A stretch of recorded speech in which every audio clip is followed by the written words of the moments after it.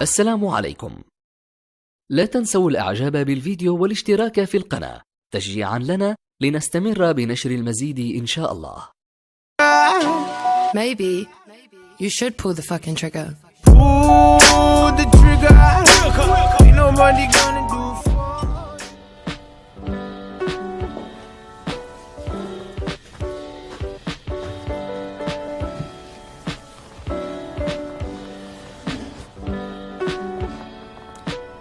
Welcome to the unboxing. Hey, what's up guys? MKBHD here, and this is the one we've been waiting for. This is the one I told you to skip iPhone 8 for. This is the one that represents the future of Apple smartphones. This is iPhone 10. And while it doesn't say X anywhere on the front of the box, people are pretty much always going to call this one the X. I've just accepted that.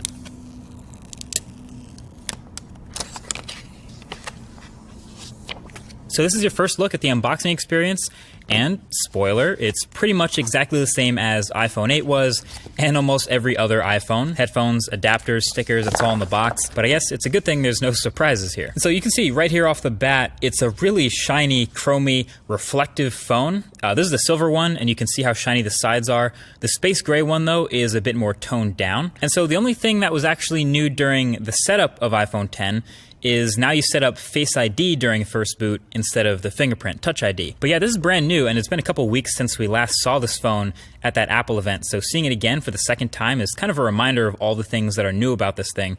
Obviously, the biggest difference is the display up front, the 5.8-inch OLED corner-to-corner screen that fits in a footprint smaller than the iPhone 8 Plus, which has a smaller screen.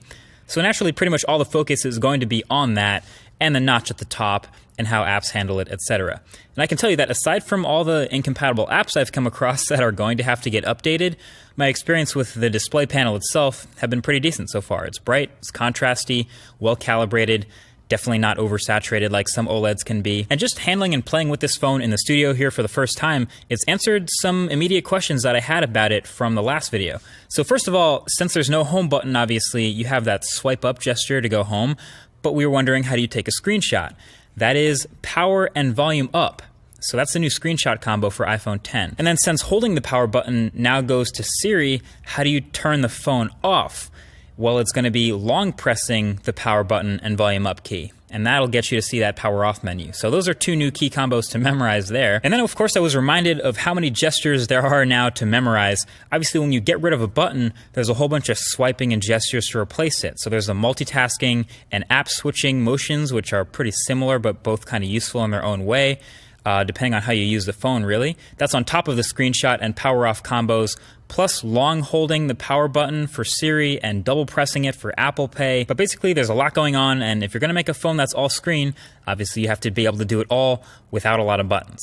Anyway, one of the biggest differences between iPhone 8 and iPhone 10 is the new front-facing camera suite up at the top in that notch. The IR blaster, the depth sensor, etc.